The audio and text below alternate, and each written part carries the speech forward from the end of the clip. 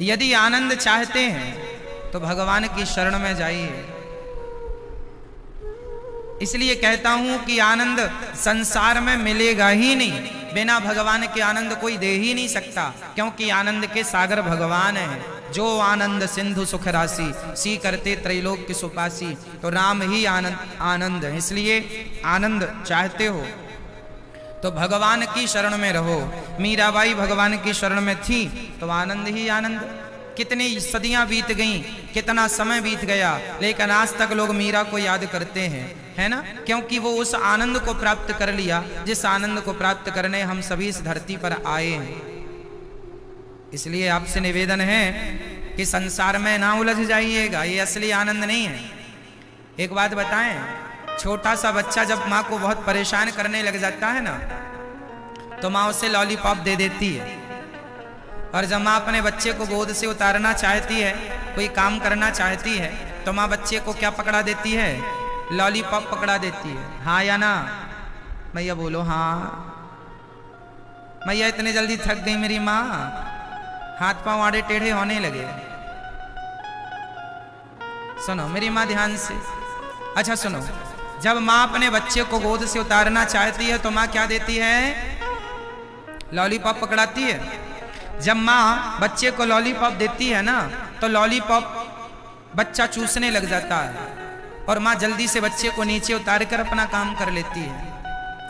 तो आपको जो पत्नी, पति, परिवार, पैसा, मकान, दुकान ये जो मिला है, ये भगवान की तरफ से लॉलीपॉप है।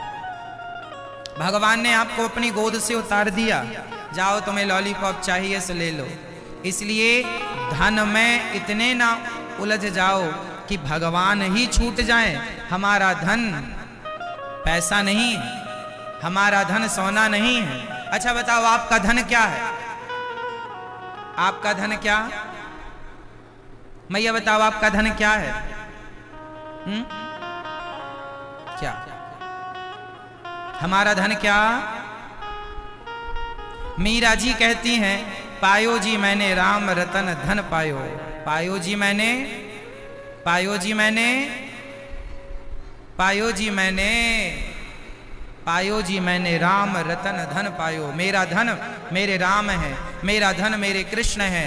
सोना चांदी हीरा मोती जो है सब आपके मरते ही यहाँ उतर जाएगा, एक राम नाम का धन संग जाएगा। इसलिए उसे जितना समेट सको समेट लो, वही काम आएगा। यथार्थ धन वही है।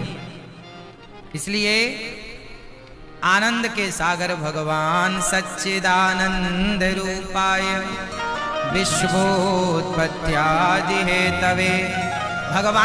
भगवान विश्व को उत्पन्न करते हैं। भगवान का काम क्या है? भगवान ये दुनिया को बनाते नहीं था।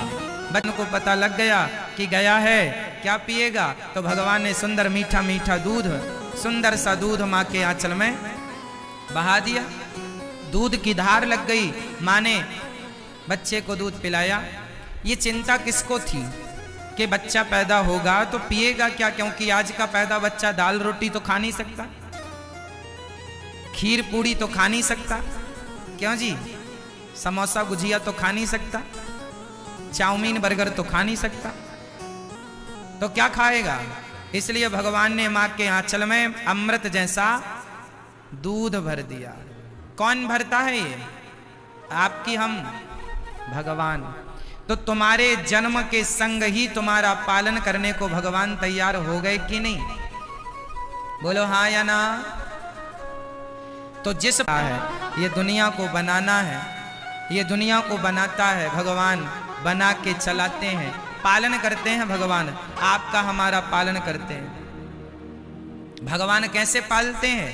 माँ के आंचल में मीठा सा दूध भरकर भगवान हम सबको पालते हैं। और रोग से ग्रस्त से जब कहते हैं भगवान अब तो रोग से छुटकारा मिलता, तो भगवान फिर मृत्यु बन करके आपको उस रोग से मुक्त कर देते हैं। वही जन्म देते हैं, वही पालते हैं, उन्हें वही संहार करते हैं।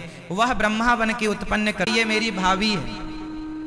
और किसी भी नारी का भरी सभा में अपमान करना, अपमान सभा में हो या कमरे में हो, अपमान तो अपमान है। पता था कि किसी नारी का अपमान करना गलत है, वो जानता था ये गलत है, फिर भी किया।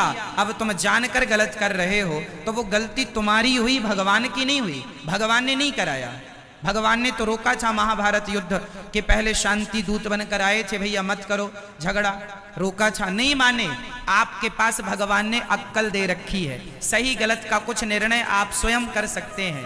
भाई कंपनी का काम है गाड़ी बनाना, कंपनी का काम है गाड़ी बनाना, अब गाड़ी चलाना आपका काम है। गाड़ी में कंपनी ने एक्सीलेटर भी दे रखा है और ब्रेक भी दे रखा है, अब वो आपको अपनी समझ से चलाना है कि कहाँ ब्रेक दबाना है, कहाँ एक्सीलेटर दबाना है। क्यों जी, सही है। अब आप जहां ब्रेक दबाना है वहां एक्सीलेटर दबाएंगे तो एक्सीडेंट तो होगा। अब आप कहें जी कंपनी ने गाड़ी ऐसी बनाई कि एक्सीडेंट हो गया, कंपनी ने तो सही बनाई थी। आप उसी प्रकार भगवान ने हमें और आपको बनाया है, बनाने के संग संग ईश्वर ने हमें जरा सी बुद्धि दे करके स्वतंत्र भी कर दिया है कि आप अपने रोजमर्रा के निर्णय खुद लेना सीखो, अपने पांव में खुद खड़े हो जाओ। ये संसार भगवान चलाते हैं, ये सत्य है। लेकिन जो चोर चोरी करता है, तुम्हें समझ है ना, तुम्हें पता है ना कि ये गलत है, फिर क्यों कर रहे हो? आपको पता फिर भी कर रहे हो तो पाप भोगने का, अब पाप कर लिया है, अब दंड भोगने को पीठ तैयार रखिएगा। फिर भगवान को दोष ना लगाइएगा, हे भगवान तुमने सब कराया है, तो कर रहा है गलत तो उसका दंड वो भोगेगा। पर यहाँ जो माँ बाप हैं, आपका बेटा आपको क्यों मार रहा है? जरूर आपने किसी जन्म में कोई पाप किया होगा, वही पाप इस जन्म में आपको पुत्र के रूप में प्राप्त हुआ है और वो कर्मदंड आपको भोगने पड़ेंगे। तो जो हो रहा है उसे भगवान की इच्छा मान के सहन करना ही पड़ेगा। अब कोई दूसरा ऑप्शन हो तो आप बता दो। भाई बेटा ही अपने माँ बाप को सताए तो इसमें क्या हो सकता है? या तो समझाया जाए बेटे को, और क्या हो सकता है? अब बेटे से के कोर्ट कचहरी कौन लड़ेगा, और लड़ेगा भी तो नुकसान किसका? इसलिए जो हो रहा है उसे भगवान की इच्छा मानकर आप प्रसन्न रहा करो कि मैंने जरूर कोई पाप किया होगा, उसका दंड मुझे पुत्र के रूप में मिल रहा। इसलिए आपके जीवन में आने वाला हर संकट आप कोशिश करो कि आप विवेक से काम करें, विवेक से सोचें समझें, अच्छे से सोचें समझें। फिर भी कोई कष्ट आए तो ये समझना चाहिए ये भगवान की इच्छा है। भाई भगवान शंकर जी की पत्नी माता सती के जीवन में भी संकट आया, दक्ष के यज्ञ में जल करके भस्म हो गई थी। शंकर जी ने बहुत समझाया था माता सती को जब वो राम जी की परीक्षा लेने गई थी, पर नहीं मानी वो। विनाश काले विपरीत बुद्धि, जब विनाश का समय आता है ना मैया, तब कोई कितना ब्रह्मा जी समझाएं तो भी समझ में नहीं आता। अब होना ही है तो जो होनी तो होके रहे, अनहोनी ना होए, और जाको राखे राम जी मार सके ना कोई। जो होना है जी वो होगा, जो नहीं होना वो कदापि नहीं होगा। इसलिए जो हो रहा है उसे भगवान की मर्जी मान लिया करो। आज आप लोग यहाँ बैठे हैं, हम यहाँ बैठे हैं, आप कथा सुन रहे हैं, ये दास कथा सुना रहा है, ये किसकी मर्जी है? आप कहेंगे हम आए कथा सुनने ना, आपको भगवान ने बुला दिया है, बुलाया जाओ कथा सुन के आओ आज। तो आप लोग आए हैं, ये भगवान की मर्जी, ये तो भगवान की। बिहारी जी की महफिल को बिहारी जी सजाते हैं और कथा सुनने वही आते हैं जिन्हें बिहारी जी बुलाते हैं। तो आप आए हैं, ये तो बिहारी जी की कृपा है।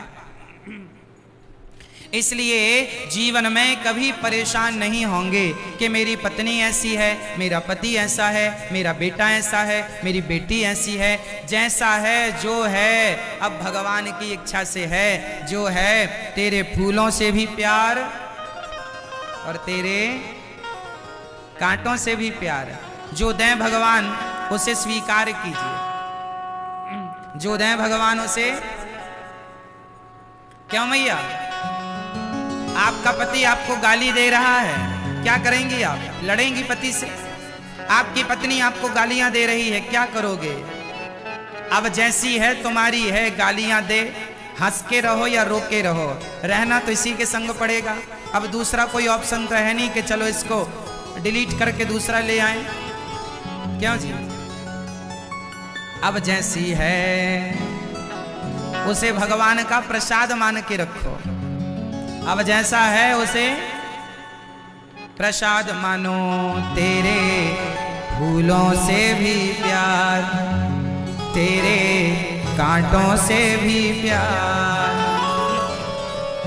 तू जो भी देना चाहे दे दे मेरे सरकार, तू जो भी देना चाहे दे दे मेरे सरकार। तेरे फूलों से भी प्यार, तेरे कांटों से भी प्यार, तेरे फूलों से भी प्यार, तेरे कांटों से भी प्यार। तू जो भी देना चाहे दे दे मेरे सरकार, तू जो भी देना चाहे दे दे मेरे सरकार। तेरे फूलों से भी प्यार, तेरे कांटों से भी प्यार, तेरे फूलों से भी प्यार, तेरे कांटों से भी प्यार।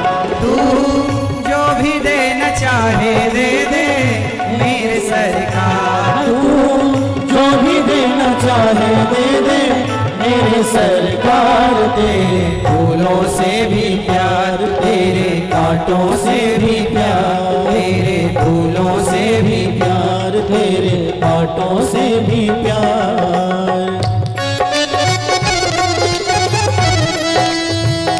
दोनों हाथ उठा के ढाल से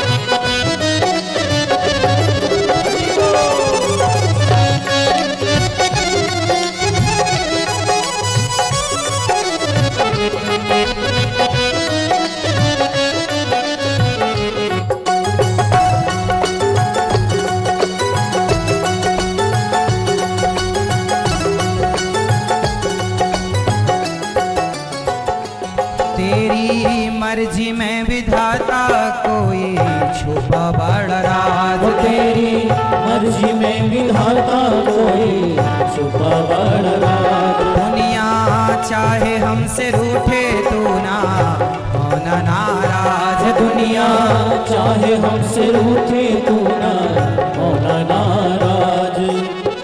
एक बात कहूँ मैया, जो हो रहा है वो भगवान की मर्जी है, और भगवान जो करते हैं ना अच्छे के लिए करते हैं। हमें लगता है ये गलत हो गया, पर वो हो गया कहीं ना कहीं आज नहीं कल समझ में आएगा कि जो विधाता ने किया था ठीक ही किया था। एक कहानी आप लोग इसमें जानते हैं। एक राजा का अंगूठा कट गया तो मंत्री से पूछा राजा ने, अरे देखो भैया मेरा अंगूठा कट गया। तो मंत्री ने कह दिया महाराज जो हुआ अच्छा ही हुआ। राजा को बड़ा बुरा लगा, अरे मेरा अंगूठा कट गया और इसने कह दिया जो हुआ अच्छा हुआ। राजा ने उसे पकड़कर जेल में डाल दिया। एक दिन राजा शिकार खेलने गया जंगल, तो वहां जंगली भीलों ने राजा को पकड़ लिया और कहा चलो इसकी बलि चढ़ाएंगे। बलि चढ़ाने ले गए, तभी किसी ने कहा अरे भैया इसका तो अंगूठा नहीं है, ये खंडित है, इसकी बलि चढ़ चुकी है, इसकी बलि मत चढ़ाओ। छोड़ दिया।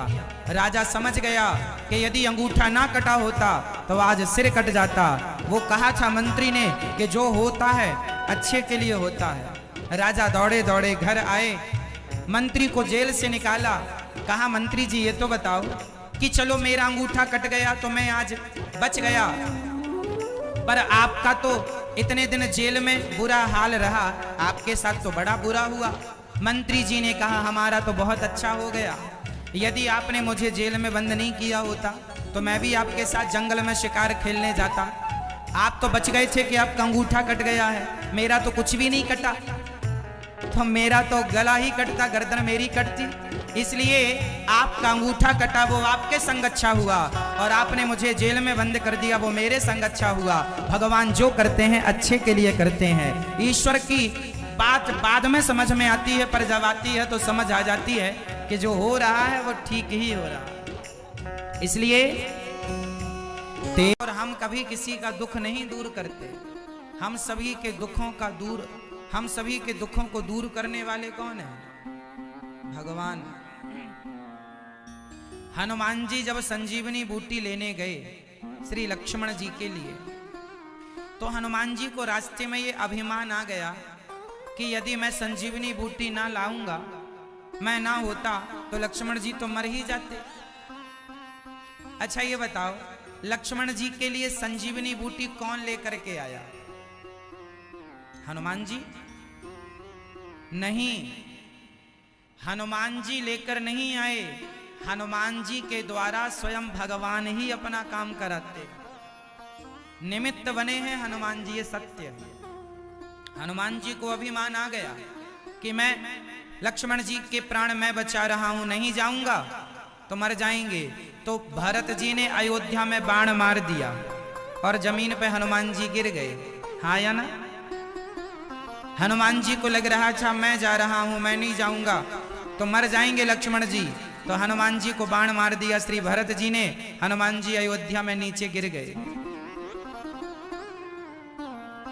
हनुमान जी को होश आया, बोले हमें लेट हो रहा है, सूर्य उदय के पहले पहुंचना है, समय कम बचा है। भरत जी बोले चिंता ना करो हनुमान जी, हमारे बाण पर बैठ जाओ, आप जितनी वेग से जाएंगे उससे करोड़ों गुना तेजी से हमारा बाण आपको पहुंचा देगा।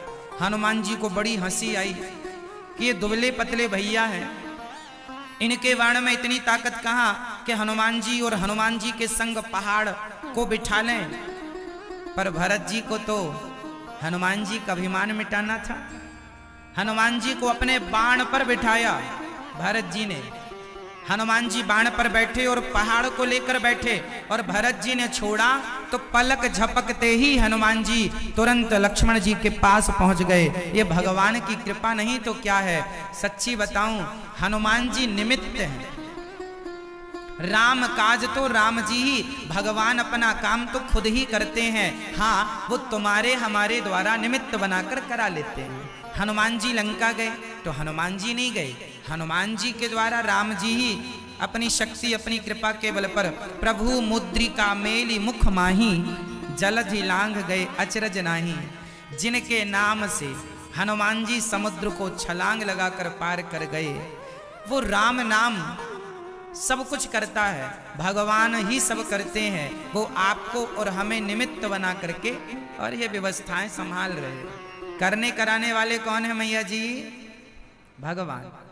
इसलिए कभी भी ये ना सोचा करो, ये ना कहा करो हम कुछ कर रहे हैं, हमने ये किया, हम कुछ भी नहीं कर रहे हैं, भगवान सब हमसे करा रहे हैं। देखो ना, जैसे हमारे वंशल परिवार से भगवान जी ने इतना बड़ा आयोजन करवा लिया, ये ठाकुर जी की कृपा नहीं इन पर तो क्या है। भगवान ने इनको ही चुना, इनको ही चुना कि आप भागवत जी करवाइए और यहाँ इस भागवत की गंगा में सब डुबकी लगाकर अपना लोक परलोक सवारेंगे। तो ये कृपा नहीं तो क्या है, ये भगवान की कृपा है। हम नहीं होते करने वाले, कराने वाले ईश्वर होते हैं, हम निमित्त मात्र होते हैं। तो भगवान सारे दुखों को दूर करते हैं। आपके जीवन में जितने भी दुख हैं और जितने भी प्रकार के दुख हैं, सारे दुखों का एक ही उपाय है, केवल भगवान की शरणागति ग्रहण कर लो। अच्छा ये बताओ मैया, ओ मैया, पीछे आवाज आ रही है मेरी माँ? आ रही है तो हाथ उठा लो पीछे वाली मैया, आवाज आ रही है, ठीक है। सुनो, अब ये बताओ, आप विभीषण जी को जानती हो मैया? ओ मैया पीछे वाली, आपको पता है विभीषण जी कौन है? जानती हो आप विभीषण जी को? हाँ या ना में उत्तर दो। क्यों, यही अंबिकापुर में रहते हैं क्या?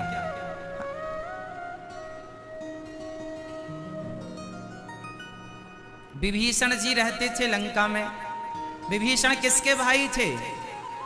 किसके? रावण के। और रावण अपने भाई के साथ क्या करता था? खूब लातें मारता था। एक लात आज मार दी, एक कल मारेगा। विभीषण जी भी लातें खा खा के लंका में रहते थे, हाँ या ना?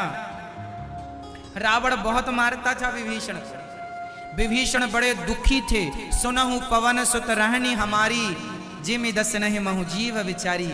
जैसे दांतों के बीच में जिह्वा रहती है ना, ऐसे लंका में दुष्टों के बीच में एक सज्जन विभीषण जी रहते थे। विभीषण जी बड़े दुखी थे। जैसे आप लोग कहती हो ना मैया, हम बड़े दुखी हैं महाराज, हम बड़े दुखी हैं, बड़े दुखी। ऐसे विभीषण जी चिल्लाते रहते थे, हम बड़े दुखी हैं, बड़े दुखी हैं। लेकिन एक राम की शरण में चले गए विभीषण, तो सदा सदा के लिए उनका दुख मिट गया कि नहीं?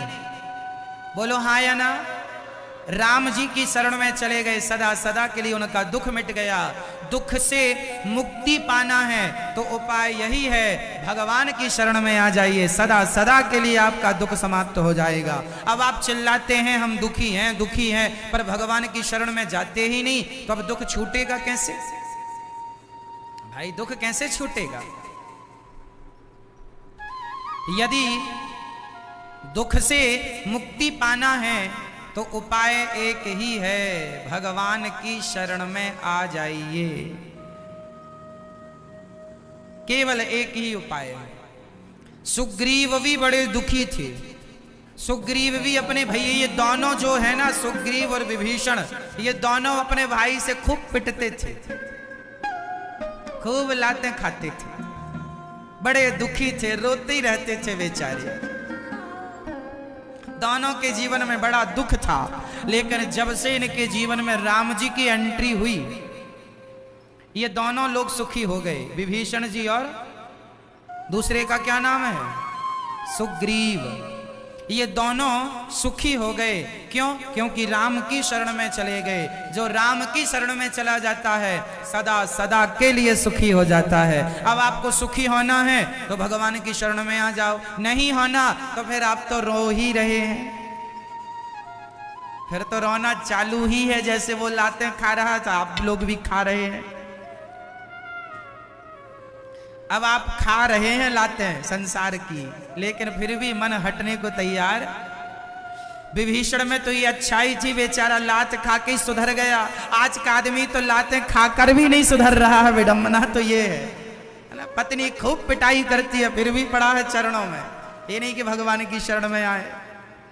बेटा पोता खूब पिटाई लगा रहे हैं, लेकिन फिर भी सुधरने को तैयार नहीं, फिर भी संसार में उलझा पड़ा है। माया ममता तू न गई मेरे मन से, पाके केस जन्म के साथी लाज गई नैनन से, ममता तू न गई मेरे मन से। मम माया दुरत्तया, बड़ी प्रबल है माया। लोग खूब लातें बातें खा खा कर भी नहीं ही सुधर रहे, भगवान की शरण में आते ही नहीं। इसलिए आप आ जाएंगे भगवत शरण में, मान लो कि मेरा तो भगवान ही है, मेरे तो गिरधर गोपाल दूसरो ना कोई। जो भगवान के अतिरिक्त किसी को जानता नहीं है, भगवान उनको ही सुग्रीव और विभीषण की तरह राजा बनाकर सदा के लिए सिंहासन दे देते हैं। तो भगवान सारे दुख से, अब आपसे सवाल, सारे दुखों से कौन मुक्ति दिलाएगा? ये मोबाइल मुक्ति दिला रहा है मैया को। सारे दुखों से कौन मुक्ति दिलाएगा? कौन? जोर से। तो भगवान की शरण में आप लोग कब आएंगे? शरण में आने का अर्थ क्या है? आप कथा सुनने आ गए, ये शरण में आना नहीं। शरण में आने का अर्थ क्या है? शरण में आना मतलब अब मेरा भगवान के सिवा कोई नहीं है। जब आप ये मान लें अपने मन से कि मैं काम पूरा करूंगा, संसार का गृहस्थी पूरी निभाऊंगा, मैं छोड़ूंगा नहीं अपनी गृहस्थी, अपनी जिम्मेदारियां, काम पूरा करेंगे, गृहस्थी पूरी निभाएंगे, जिम्मेदारी पूरी निभाएंगे, पर ये मानेंगे कि अब तो मेरा गोविंद के सिवा, मेरे श्याम सुंदर के सिवा, मेरे रघुनंदन के सिवा मेरा कोई नहीं। जब आप ये मानकर उनकी शरण में जाएंगे तब वो शरणागति मानी जाएगी। हे नाथ हमें स्वीकार कीजिए। बोलो हे नाथ मैं आपको कभी भूलूं नहीं। बोलो हे नाथ मैं आपको कभी भूलूं नहीं। सदा भगवान का स्मरण बना रहे, सदा भगवान का चिंतन बना रहे, ये शरणागति है। शरणागति किए बिना हमारी कोई गति नहीं है। शरण में आ जाओ।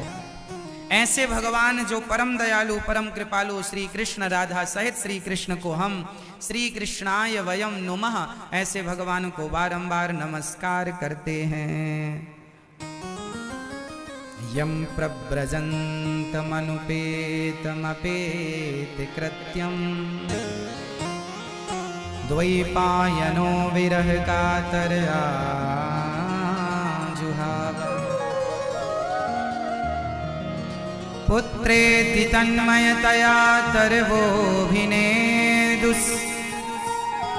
तं सर्वभूतहृदयं मुनिमानतोऽस्मि।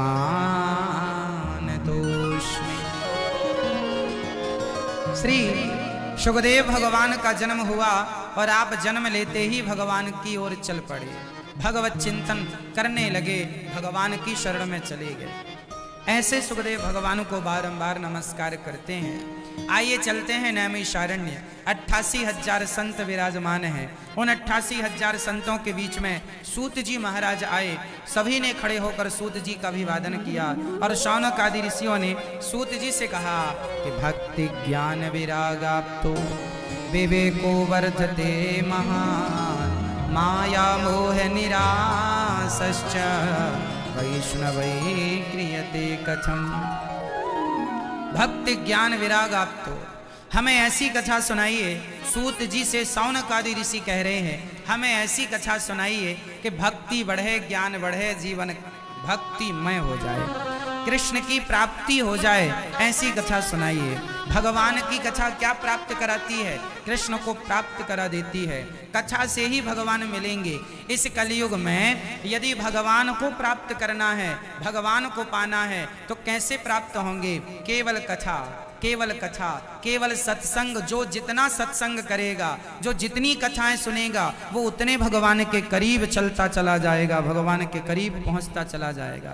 तो आप जितना भगवान के करीब पहुंचना चाहें उतनी ज्यादा कथा सुने। जितनी अधिक कथा सुनेंगे आप उतने करीब भगवान के पहुंच जाएंगे।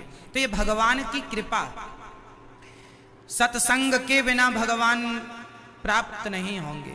इसलिए कथा रोज सुना करो, ज्यादा नहीं, थोड़ी ही सही, पर कथा रोज सुना करो। ये अंबिकापुर छत्तीसगढ़ की पावन धरा पर आप जो कथा सुन रहे हैं तो आप लोग रोज कथा सुने। 7 दिन तो डूब जाएं भगवान की गंगा में। और जो कथा रह जाए जिनको, तो ये कथा मोबाइल पर भी चल रही, टीवी के साथ साथ आप अपने रिश्तेदारों को सबको बोलिए फोन लगाकर कि आप ना आ पाएं तो आप टीवी पर साधना चैनल पर या मोबाइल पर यूट्यूब पर अनिरुद्धाचार्य डालें। आपके मोबाइल पर भी ये कथा सुनने को मिलेगी। सब तक शेयर कीजिएगा ताकि सारे लोग कथा से जुड़कर भगवान से जुड़ जाएं, सबका कल्याण हो। यही सनातन धर्म का प्रचार है। तो कथा आप अपने मोबाइल पर भी सुन सकते हैं, है ना। तो प्रिय भक्तों, सूत जी महाराज शौनक आदि ऋषियों से कह रहे हैं कि सूत जी ने कहा अब मैं आपको ऐसी कथा सुनाता हूं जो देवताओं को भी दुर्लभ है। देवताओं को, हाँ, देवताओं को भी कथा दुर्लभ है। अच्छा, हाँ, कैसे? एक बार स्वर्ग के राजा इंद्र मृत्यु लोक में कथा सुनने के लिए शुकताल पहुंचे, जहां राजा परीक्षित को सुखदेव भगवान कथा सुना रहे थे। कथा सुनने पहुंचे। इंद्र ने कहा कि ये स्वर्ग का अमृत आप परीक्षित को पिला दो और ये कथा रूपी अमृत आप हमें पिला दो। सुखदेव भगवान बोले कि ये कथा है, कोई व्यापार नहीं है। क्वा स्वधा क्व कथा लोके क्व कांचा क्व मणिर महान। कहाँ स्वर्ग का तुच्छ सा अमृत और कहाँ भागवत। भागवत की बराबरी स्वर्ग का सुख नहीं कर सकता। स्वर्ग का अमृत स्वर्ग दे सकता है, पर भगवान की कथा भगवत धाम को प्रदान करती है। इसलिए भगवान की कथा जो दे सकती है वो कोई नहीं दे सकता। आपको पता है कथा सुनने से क्या होता है? कितने लोग ऐसे हैं हमारे देश में, जो लाखों लोग ऐसे हैं जो कथा सुन करके उनका जीवन बदल गया। लाखों लोग ऐसे हैं जो कथा सुन के शराब छोड़ चुके हैं, मांस छोड़ चुके हैं, गलत रास्ते से बाहर आ चुके हैं। डिप्रेशन था, आत्महत्या करने की सोच रहे थे, पर कथा सुनने के बाद एक खुशहाल जीवन जी रहे हैं। ये कथा की महिमा है। लाखों लोग आपको मिल जाएंगे ऐसे। आप में से कितने लोग ऐसे हैं जिनका जीवन कथा से बदला है? हाथ उठाइए जिनका जीवन बदला हो, वो जिनका सही में बदला हो वो बताएंगे। तो आपका जीवन बदला कथा से? जिनका अभी तक नहीं बदला उनको बोलिए वो कथा सुने। कथा सबके जीवन को परिवर्तित करती है। जब हम प्रश्नोत्तरी करते हैं तो हमसे लोग बताते हैं कि जो बीमारियां डॉक्टर ठीक ना कर पाए वो भगवान की कृपा से, भगवान की कथा से ठीक हो गई। वही है, भगवान जो करना चाहें सब कर सकते हैं, भगवान के हाथ में ही सब कुछ है। और ये कथा एक औषधि है। मीराबाई कहती हैं कि दर्द की मारी वन वन डोलूं, वैद्य मिले नहीं कोई। मैं तो दर्द की मारी हूँ, वन वन डोल रही हूँ, कोई वैद्य नहीं मिल रहा।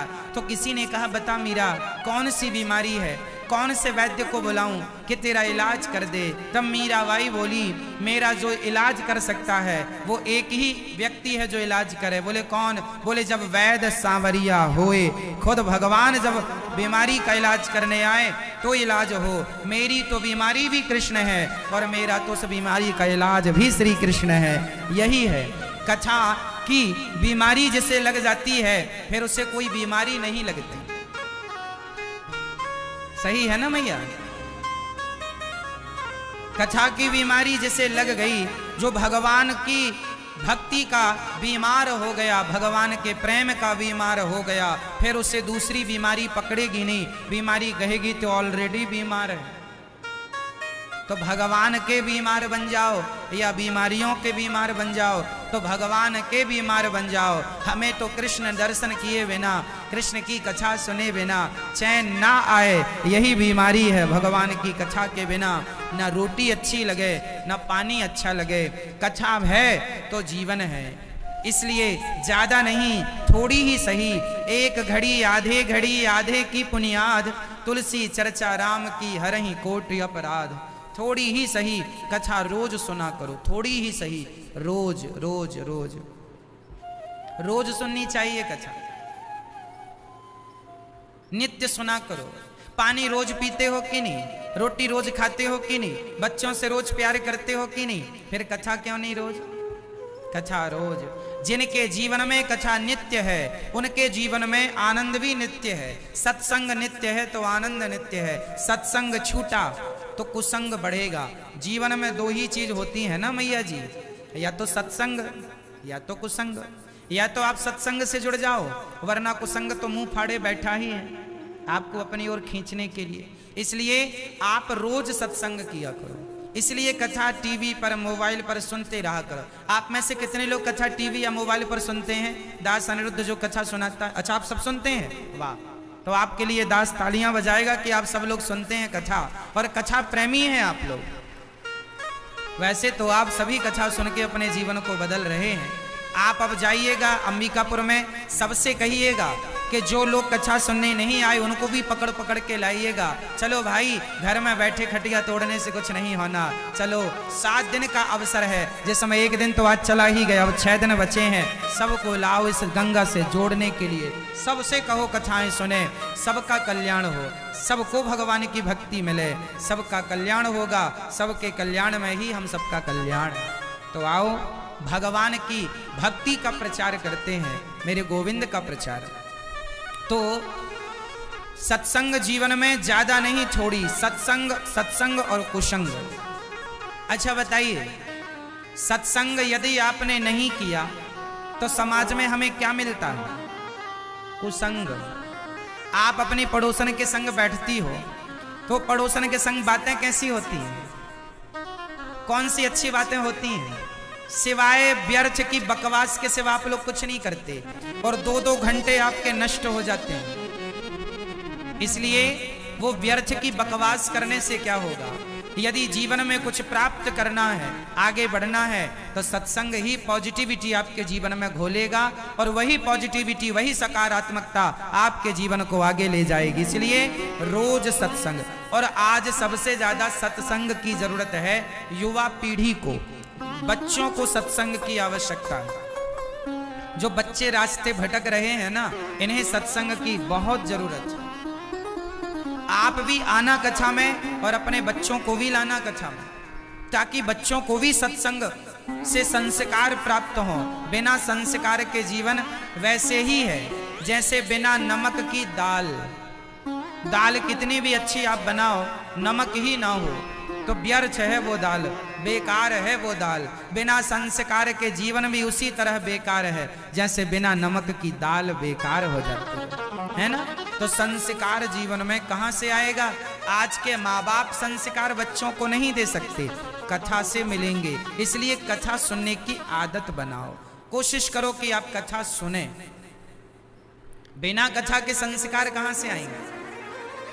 कोशिश कीजिए कि आप कथा प्रेमी बने, संस्कार कथा से ही आने वाले। इसलिए रोज थोड़ी ही सही, एक घड़ी आधी घड़ी आधे की बुनियाद, तुलसी चर्चा राम की हरहि कोटि अपराध। ज्यादा नहीं, थोड़ी ही, पर सत्संग जरूरी है। संगत से गुण आते हैं, संगत से गुण जाए, लोहा जड़ा जहाज में पानी में उतराए। अब देखो ना मेरी माँ, लोहे का एक टुकड़ा पानी में डाल दीजिए तो डूब जाता है, पर वही लोहा आप जहाज में, बड़ी बड़ी जो समुद्री जहाजें होती हैं, नौका होती है, आप लोहे का टुकड़ा नौका में, नाव में लगा दीजिए तो वो नाव में लगा हुआ लोहा खुद भी पार होगा, हमें आपको भी पार लगाएगा। लोहे का टुकड़ा तो पानी में डूब जाता है, पर लोहा नाव से जुड़ जाए तो डूबता नहीं है। उसी प्रकार हम भी संसार में डूब ही जाएंगे, पर सत्संग की नाव से जुड़ गए तो खुद भी पार होंगे, औरों को भी पार लगा देंगे। इसलिए सत्संग से जुड़ो और रोज थोड़ा थोड़ा सत्संग करने का अभ्यास बनाओ, नियम बनाओ कि हम रोज कथा सुनेंगे, ज्यादा नहीं, थोड़ी ही सही। संगत, गलत संगत मिल जाएगी तो मंथरा की संगति मिल गई माता कैकई को, तो मंथरा की संगति ने बिगाड़ दिया कि नहीं? कैकई जैसी माँ जो भरत जी की माँ है, भरत जैसी माँओं की बुद्धि भी मंथरा जैसी स्त्रियां बिगाड़ देती हैं। कुसंग मिला कैकई को तो माता कैकई की बुद्धि बिगड़ गई। तो कुसंग यदि कैकई को बिगाड़ सकता है तो आपको और हमें कुसंग नहीं तो कौन बिगाड़ता है? आज के बच्चों को कौन बिगाड़ रहा है? कुसंग। आज के लोगों को कौन बिगाड़ रहा है? कुसंग। इसलिए कुसंग से बचाना, कुसंग से बचना, यह भी एक बहुत बड़ी चुनौती है आज के लिए आप सबके सामने। तो कुसंग से बचना है, ठीक है मेरी माँ? कौन कौन बचेगा कुसंग से और कौन कौन बचाएगा अपने बच्चों को कुसंग से? अच्छा, आपके यहां पर अंबिकापुर में कुसंग है कि नहीं? कुसंग किसे कहते हैं? शराब, मांस, जुआ, सट्टा, झगड़े, लड़ाइयां, ये सब कुसंग ही तो है। गाली गलौज, तू तड़क करके बातें करना, गालियां देना, गाली गलौज का प्रयोग करना, ये सब कुसंग ही तो है। तो यहां पे है कुसंग के नहीं? मुझे बताओ, हाँ या ना? यहां के लोग गालियां देते हैं कि नहीं? शराब पीते हैं कि नहीं? मांस खाते हैं? मतलब सारा कुसंग है यहां। आप लोग तो नहीं खाते मांस? वांस खाते हैं? अच्छा, आप लोग बच्चे हैं, फिर अच्छा है। तो जैसे आप हो शुद्ध, सात्विक, पवित्र, ऐसे ही औरों को भी बनाइएगा। और मुझे विश्वास है कि यदि 7 दिन आपने कथा सुन ली तो आपके जीवन में इतना बड़ा बदलाव होगा, इतना बड़ा परिवर्तन आप महसूस करेंगे अपने आप कि आपने सारी जिंदगी में वो परिवर्तन ना महसूस किया होगा। कोई भी कॉलेज, कोई भी यूनिवर्सिटी आपको इतना नहीं बदल सकती जितना भगवान की कथा आपको 7 दिन में बदल सकती है। यदि आप 7 दिन समय देते हैं तो मैं विश्वास दिलाता हूं कि आपके जीवन में पूर्ण परिवर्तन होगा। कुछ नहीं करना, आपको केवल आके बैठना है, सुनना है, बस कुछ नहीं करना, 1 रुपए का खर्चा नहीं,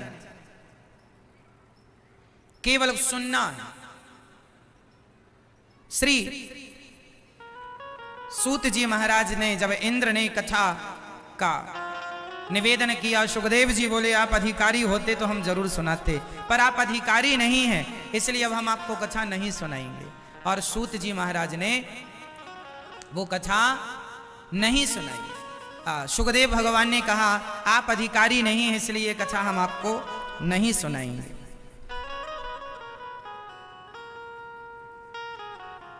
नहीं सुनाई कथा, आप योग्य नहीं। जब 7 दिन में भागवत सुन के परीक्षित का उद्धार हुआ, तब इंद्र ने स्वर्ग में तराजू बांधी, एक पलड़े पर भागवत जी को रखकर तौला, तो भागवत जी का पलड़ा सबसे भारी था। चरणों में गिर पड़े प्रभु, भागवत जी के चरणों में गिरे। तब भागवत से भगवान प्रकट हो गए। इंद्र तो मुझसे तुलना कर रहा है अपने स्वर्ग के सुख की। स्वर्ग के सुखों से श्रेष्ठ भागवत जी का सुख है, अर्थात स्वर्ग में ऐसा कोई भी सुख नहीं, कोई भी धन नहीं जो भागवत जी की बराबरी कर सके। बताया ना हमने कि स्वर्ग जाने वाला, अमृत पीने वाला स्वर्ग ही जाएगा, पर भगवान की कथा सुनने वाला गौलोक बैकुंठ साकेत भगवत धाम को जाएगा। इसलिए स्वर्ग के सुख से भागवत श्रेष्ठ है, इसलिए भागवत सुनना चाहिए। आप अपने जीवन में भागवत जरूर सुने। अभी 5 तारीख से 5 सितंबर से भागवत जी की पोथी होने वाली है वृंदावन में। इस कथा के बाद ही तो आप भी अपने पूर्वजों के लिए कल्याणार्थ भागवत जी की पोथी पाठ करा सकते हैं। जो 5 सितंबर से वृंदावन में भागवत जी की पोथी होंगी, आप भी पोथी पाठ, भागवत जी का पोथी पाठ मतलब भागवत जी का मूल पाठ। आप इस बड़े पैमाने पे भागवत नहीं करा सकते, नहीं सुन सकते, तो एक भागवत जी की पोथी करा लीजिएगा, ताकि आप अपने पूर्वजों का उद्धार कर सकें, ताकि आपके ऊपर पितृ ऋण ना रह जाए।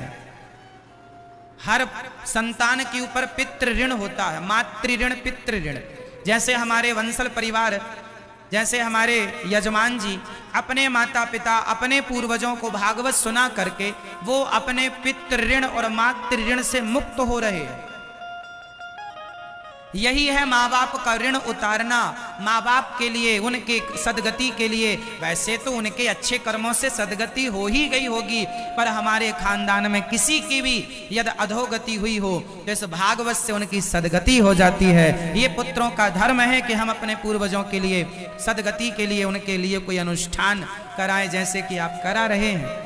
तो आप भी अपने पूर्वजों के लिए भागवत जी की पोथी पाठ करा सकते हैं, जो कि 5 तारीख से श्रीधाम वृंदावन की पावन धरा पर होने जा रहे हैं। प्रिय भक्तों, एक बार नारद जी ने भागवत सुनी। समस्त तीर्थों का भ्रमण करने नारद जी निकले। कहां कहां गए नारद जी? अहम तो पृथ्वीं यातो ज्ञात्वा सर्वोत्तमामिति पुष्करं च प्रयागं च काशीं गोदावरीं तथा हरिक्षेत्रं कुरुक्षेत्रं श्रीरंगं सेतुबन्धनम् एवमादिषु तीर्थेषु भ्रममाणैतस्ततः।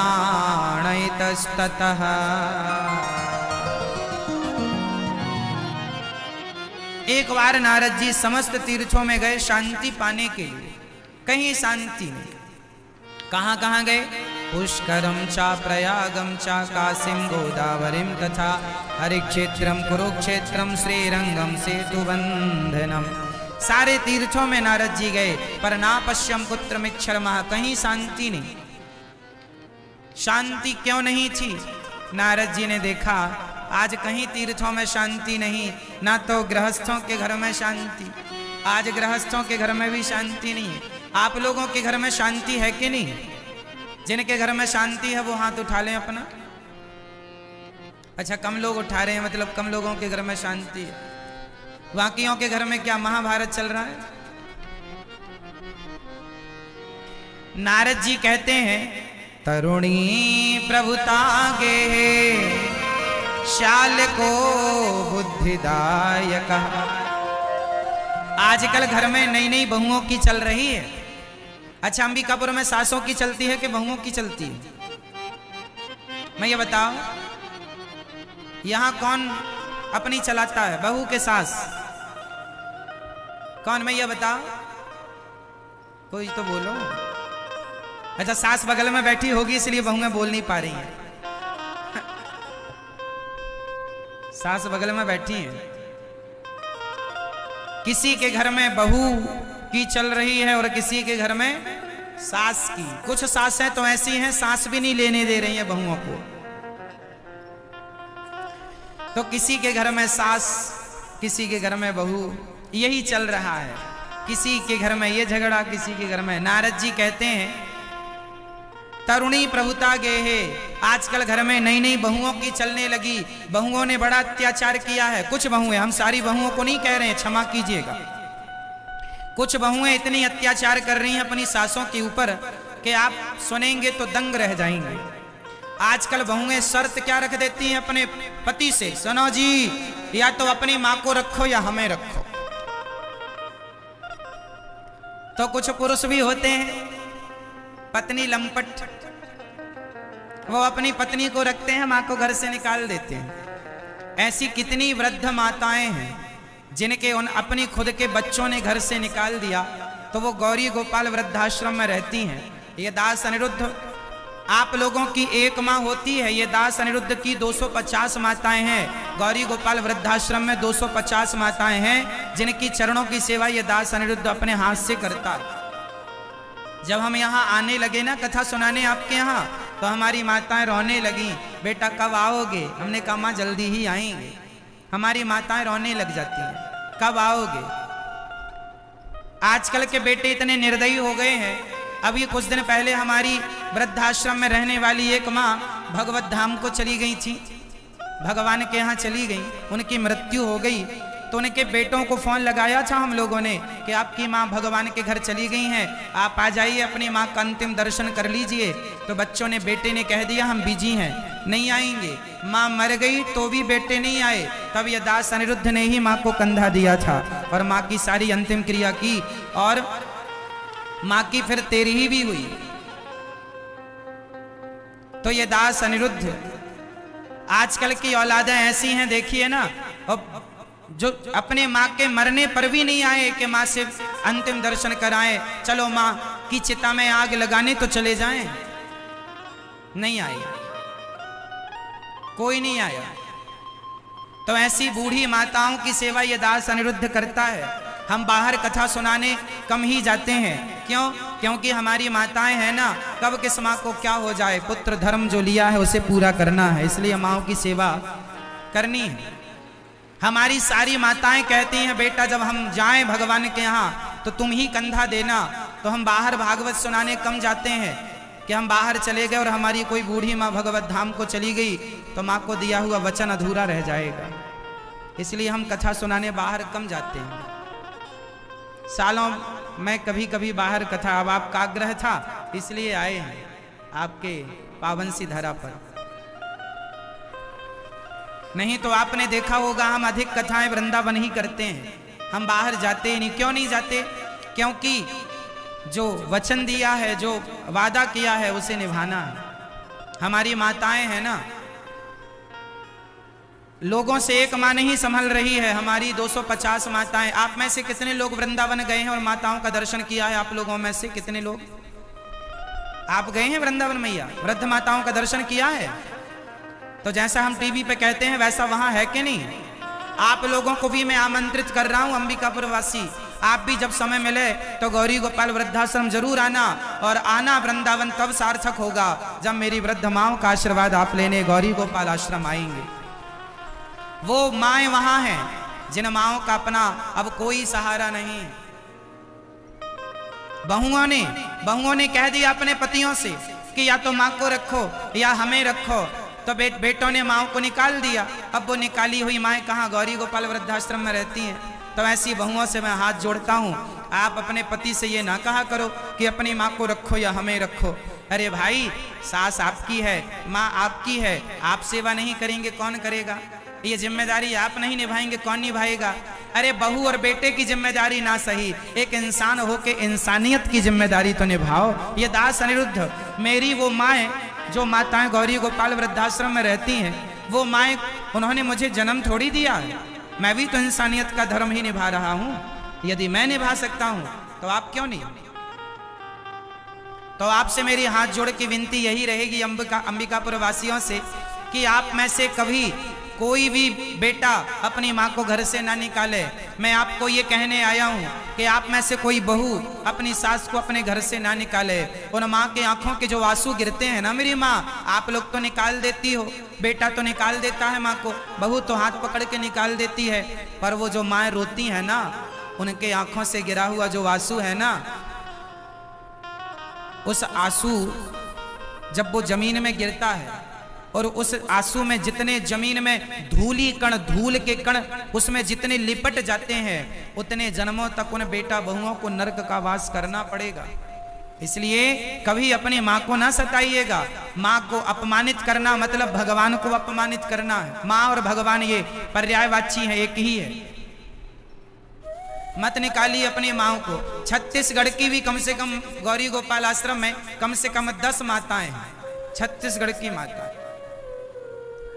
एक तो आसपास यहीं अंबिकापुर के पास की हमारी एक माता है, पास में कोई हमें पता नहीं है गांव इत्यादि, पर यहाँ की भी माताएं। हमारे भारत में ऐसा कोई राज्य नहीं है जिस राज्य की माताएं गौरी गोपाल वृद्धाश्रम में ना हो। हर राज्य से कोई ना कोई माँ, और यह दास सभी की सेवा करता है बिना जात पात पूछे। हर माँ के चरण में स्वयं दबाता हूं। आपने शायद दर्शन किया हो टीवी पर। माँ तो माँ होती है, माँ की कोई जात धर्म नहीं होता, माँ तो केवल माँ होती है। क्यों, माँ की भी कोई जात होती है क्या? आप बताओ, माँ की कोई जात होती है? नहीं, माँ तो सिर्फ माँ होती है। तो आप में से कितनी बहुएं और कितने बेटे आज मुझे प्रॉमिस करेंगे, वचन देंगे कि हम अपनी माँ को, अपनी सास को कभी घर से नहीं निकालेंगे? हाथ उठा के मुझे वचन दे दो। कौन कौन नहीं निकालेगा?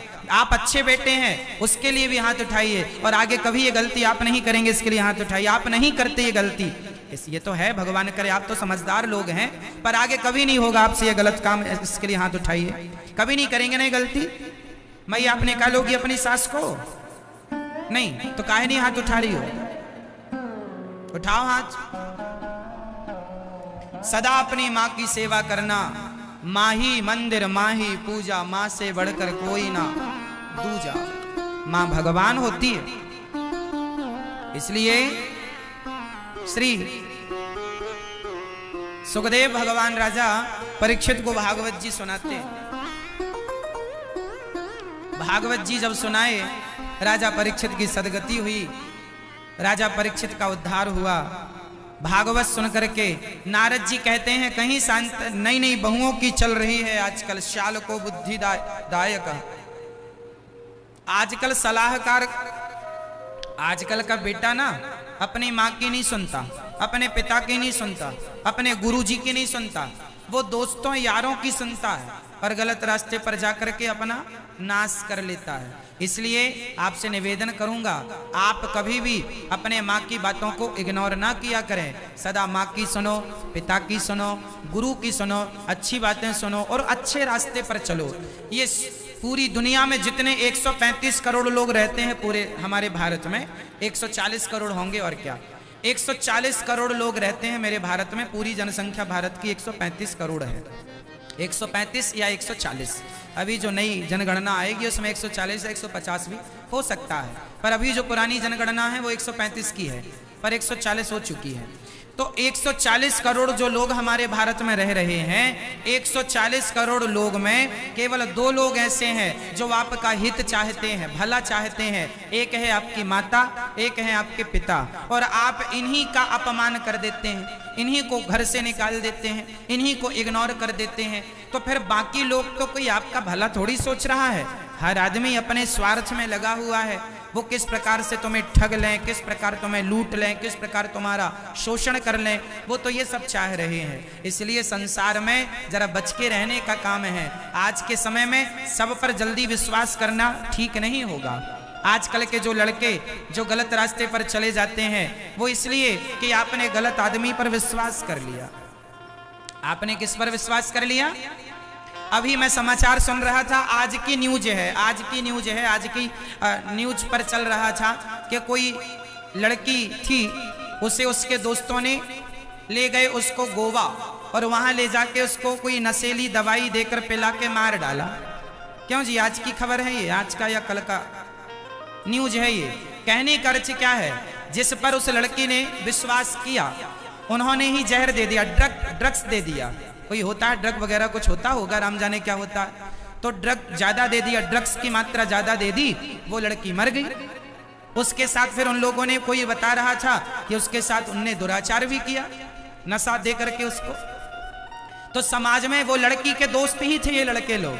तो आजकल जिन्हें आप दोस्त कह रहे हैं वही लोग दुश्मन है, तो आप किस पर विश्वास करेंगे? इसलिए हाथ जोड़ता हूं, संसार पर, जगत पर विश्वास ना करो, जगन्नाथ पर विश्वास करो, हमारे ठाकुर जी पर विश्वास करो, अपने माता पिता पर विश्वास करो, अपनी मेहनत पर विश्वास करो, अपने सही रास्ते पर विश्वास करो, अपने मस्ती से आगे चलो अपने रास्ते पर।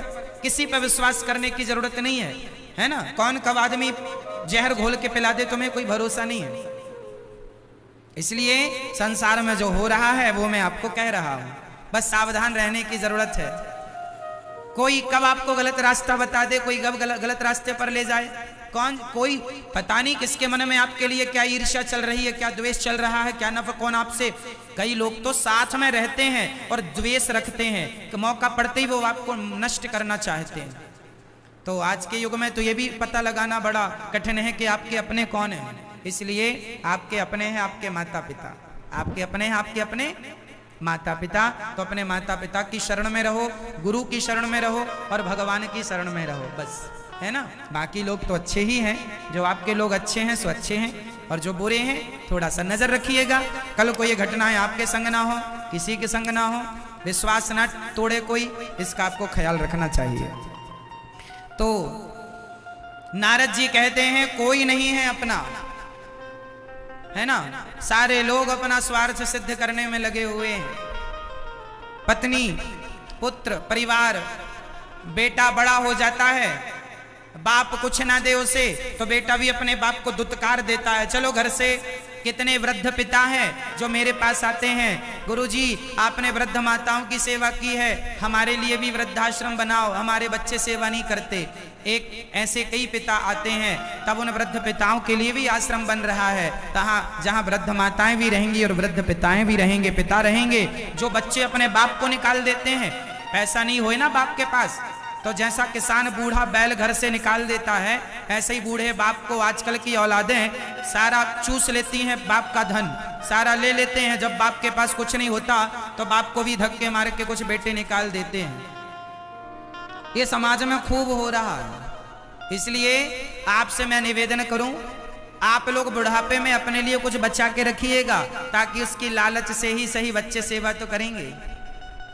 भाव में ज्यादा सब कुछ ना दे दीजिएगा, कुछ बचा के रखिएगा, नहीं तो आजकल किस पर भरोसा करें? कितने बच्चे अपने बाप को निकाल देते हैं, सेवा नहीं करते। चलिए, हम तो आपको सिर्फ सावधान कर रहे हैं कि कल आपके संग ऐसा ना हो। नारद जी कहते हैं, तरुणी प्रभुतागे शाल को बुद्धिदायक कन्या विक्रियणे लोभा दंपति नाम चकल कनम। कहीं शांति नहीं है, सब जगह झगड़ा, सब जगह झगड़ा। नारद जी वृंदावन आए, वहां एक 16 वर्ष की कन्या, एक बूढ़ा पुरुष यहाँ, एक बूढ़ा पुरुष यहाँ खड़ा था। तभी नारद जी जाने लगे, तो उस कन्या ने कहा, भो भो साधु क्षणम तिष्ठ मच्चिंतामपि नाशय दर्शनम तव लोकस्य सर्वथा गेहरम परम। भो भो, कहाँ जा रहे हैं, कहाँ जा रहे हैं, कहाँ जा रहे हैं? नारद जी के चरणों में गिर पड़ी भक्ति महारानी, महाराज मेरा दुख दूर कर दीजिए। क्या दुख है महाराज? जब से कलयुग आया है मेरे बच्चे बूढ़े हो गए। ये कलयुग जब से आया ना, तो ज्ञान वैराग्य मूर्छित हो गए। ज्ञान किसी को नहीं चाहिए आजकल, ज्ञान वैराग्य किसको चाहिए? आज ज्ञान वैराग्य मूर्छित पड़े हैं, ज्ञान से किसी को मतलब नहीं है, वैराग्य किसी को होते ही नहीं है। आप लोगों से कहते हैं कि महीने में एक बार, 2-4 महीने में एक बार वृंदावन आया करो, बिहारी जी का दर्शन किया करो, गिरिराज जी की वृंदावन की परिक्रमा लगाया करो। लेकिन आप लोग इतने व्यस्त हैं संसार में कि 6 महीने में भी आपके पास 2-4 दिन का समय नहीं निकलता। साल में एक बार भी आपके पास समय नहीं निकलता। इतनी भी व्यस्तता क्या है, इसी व्यस्त जीवन में एक दिन मर जाओगे। इसलिए कहता हूँ समय निकाल के कभी अपनी आंखों से बिहारी जी का दर्शन कर लो, कभी बिहारी जी का दर्शन करके वृंदावन की परिक्रमा लगाओ, गोवर्धन जी की, गिरिराज जी की परिक्रमा लगाओ, आया करो। जो गोवर्धन जी का एक चक्कर लगा लेते हैं, जो वृंदावन का एक चक्कर लगा लेते हैं, वो 84 के चक्कर से बच जाते हैं। इसलिए एक चक्कर मतलब परिक्रमा। वृंदावन में ना गिरिराज जी का, वृंदावन का लोग दंडवती परिक्रमा भी लगाते हैं, लेट लेट करके। जानते हैं लेट के परिक्रमा क्यों लगाते हैं? कहते हैं जो गिरिराज जी की, वृंदावन की लेट कर परिक्रमा, दंडवती परिक्रमा कहते हैं। दंडवत होके लेट लेट के परिक्रमा लगाना। कहते हैं जो लेट लेट के परिक्रमा लगाते हैं ना, वो रेंगने वाली योनियों से मुक्त हो जाते हैं। जितनी भी 84 लाख योनियों में रेंगने वाली योनियां हैं, जैसे सांप है रेंगने वाला है ना, सांप जैसे, और भी जो रेंग रेंग के चलते हैं, कैचुआ है, इत्यादि बहुत सारे हैं। आप समझें, जो जमीन पर रेंग रेंग के चलते हैं, घिसट घिसट कर। जितने जैसे कछुआ है वो भी घिसटता है, मगरमच्छ है वो भी जमीन में घिसटता ही रहता है। ये जो जमीन में घिसटने वाले योनियां हैं जितनी भी, कहते हैं जो भगवान के चरणों में घिसट घिसट के परिक्रमा लगा लेता है, वह इन घिसटने वाली योनियों से सदा सदा के लिए मुक्त हो जाता है। इसलिए लोग दंडवती परिक्रमा भी लगाते हैं, गिरिराज जी की और वृंदावन की, कामता नाथ जी की भी लगाते हैं चित्रकूट में। सभी जगह की परिक्रमाएं जहां दंडवती लगती हैं, वहां का अर्थ यही होता है कि हम रेंग रेंग के, इसलिए कि ठाकुर जी इस योनि में मत डाल देना कि हमें रेंग रेंग के चलना पड़े। सदा आपकी जहां भी भेजना, जिस योनि में भेजना, अपना दास बना करके भेजना, अपना भक्त बना करके भेजना। ये भाव होता है भक्तों का। ठीक है मैया, तो समय निकाला करोगी ना। समय तो देखो आप लोगों के पास है नहीं, समय किसी के पास होता नहीं है, पर कभी कभी निकाला करो और आया करो वृंदावन। बिहारी जी का दर्शन किया करो, राधा रमण जी का, राधा वल्लभ जी का, निधिवन का, सेवा कुंज का। वृंदावन तो प्रत्यक्ष भगवान का पावन शरीर है, प्रत्यक्ष रूप से ठाकुर जी ही वृंदावन के रूप में विराजमान है। जब भक्ति महारानी बोली कि ज्ञान वैराग्य का कोई, कलयुग में जरा भक्ति ठीक ठाक है, ज्ञान वैराग्य की हालत, तब नारद जी ने वेद वेदांत घोषिष्ठा गीता पाठिर मुहुर्मुहु, खूब वेद वेदांत गीता इत्यादि सुनाई। पर ना पश्यम कुत्र मिच्छर मनः संतोष कार्यक्रम, कोई लाभ नहीं मिला। तब आकाशवाणी हुई, सत्कर्म करो। नारद जी सत्कर्म की खोज पर निकले और वहां पर सनकादियों ने नारद जी से कहा, भागवत की कथा सुनने से भक्ति ज्ञान वैराग्य का दुख दूर होगा। जो भागवत भक्ति ज्ञान वैराग्य का दुख दूर कर सकती हैं, वो भागवत जी हमारा और आपका भी दुख जरूर दूर करेंगी।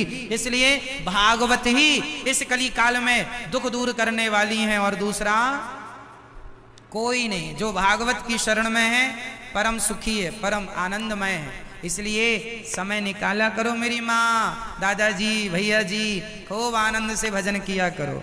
ठीक है। अब नारद जी बोले, भागवत सुनने से कैसे दुख दूर हो जाएगा? हमने तो गीता वेद पुराण सुनाए। भाई दूध से ही घी निकलता है, जो काम घी कर सकता है वो काम दूध कर सकता है? बताओ, घी का जन्मदाता कौन है? मोबाइल वाली मैया बताएंगी। मैया बताओ, घी का जन्मदाता कौन है? बोलो मेरी माँ, कौन? आप? घी का जन्मदाता दूध, दूध से दही, दही का मंथन हुआ, फिर मक्खन, मक्खन से घी। तो घी का जन्मदाता है दूध। जो काम घी कर सकता है, क्या वो काम दूध कर सकता है? देखो, घी दूध से ही निकलता है, पर घी ज्यादा पावरफुल होता है दूध से। घी से दीपक जला लीजिए, आप दूध से दीपक नहीं जला सकते, जबकि दूध से ही घी निकलता है। उसी प्रकार जैसे दूध का सार घी है, ऐसे सभी वेद पुराणों का सार श्रीमद् भागवत है। सर्व वेद इतिहासानाम सारम सारम समुद्रतम। जो भागवत सुन लेता है, चारों वेद सुन लेना, 18 पुराण सुन लेने का जो पुण्य है, 17 पुराण सुन लेने का जो पुण्य है, वह भागवत श्रवण करने मात्र से आप प्राप्त कर लेते हैं। कुछ ना सुन पाए तो भागवत श्रवण कीजिए, भागवत में ही सब कुछ है। सर्व वेद इतिहासानाम, सारे वेद पुराणों का सार सार भागवत जी में है। श्री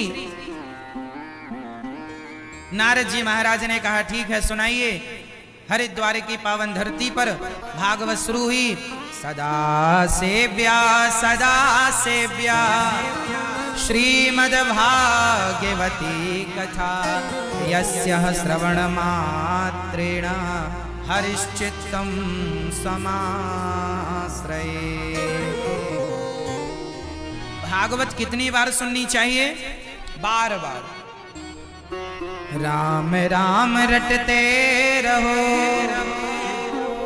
जब तक घट में प्राण, कभी तो दीन दयाल के भनक पड़ेगी गान। भगवान का नाम कितना जपें? जब तक प्राण है तब तक जप लो। मरने के बाद तो फिर और ही लोग कहेंगे कि राम नाम सत्य है, आप तो कह ना पाएंगे। जब तक कह सको तो कह लो। मैया नहीं छूट रहा है मोबाइल आपसे, है ना? तो आप जितना राम नाम जप सको तो जप लो। अंत में फिर लोग ही जपेंगे राम नाम सत्य है। आप जप रहे हैं, जप लीजिए। चलिए, श्री सूत जी महाराज कहते हैं कि जब नारद जी ने भागवत सुनी तो भक्ति महारानी प्रकट हो गई। भक्ति सुतौ तौ तरुणौ गृहीत्वा प्रेमैक रूपा सहसा विरासी। श्री कृष्ण गोविंद हरे मुरारी नाथेति नामानि मुहुर्वदन्ति। भक्ति महारानी ताता थैया करके प्रकट हो गई और नाचने लगी। मेरा भागवत सुनते ही सारा दुख दूर हो गया। अच्छा, हाँ। फिर नारद जी ने सवाल किया, महाराज ये हमें बताओ कि कोई पुण्यात्मा व्यक्ति भागवत सुने तो क्या उसका भी कल्याण हो जाएगा? हाँ। कोई पापी सुने तो? हाँ। कितना भी बड़ा पापी हो जो भागवत सुनेगा उसका उद्धार जरूर होगा। कितना भी बड़ा पापी हो भागवत सुन के तर जाएगा। कोई पापी तरा? हाँ। नाम है धुंधकारी। नाम है धुंधकारी। धुंधकारी नाम का एक पापी भागवत सुन के तर गया। अच्छा, हाँ। ये धुंधकारी की क्या कथा है सुनो। एक पंडित जी थे, नाम था आत्मदेव। आत्मदेवः पुरे तस्मिन् सर्ववेद विशारदः। आत्मदेव नाम के एक पंडित जी थे, उनकी पत्नी का नाम था श्रीमती धुंधली देवी। आत्मदेव जी के कोई संतान नहीं थी। बहुत यज्ञ जप तप पूजा पाठ किया पर कोई बेटा हुआ नहीं। अच्छा, जिनको बेटा नहीं होता ना, ये दुनिया वाले जीने नहीं देते उसको। जिस महिला के बेटा ना होए ना तो दुनिया वाले पड़ोसन बड़ा ताना मारती है, अरे तुम्हारे तो बेटा नहीं है, तुम्हारे बहू के तो बेटा नहीं है। तो आप लोग कह दिया करो तुम्हारी बहू के तो बेटा है तो तुमने कौन सा गढ़ जीत लिया। अरे बेटा बेटा के चक्कर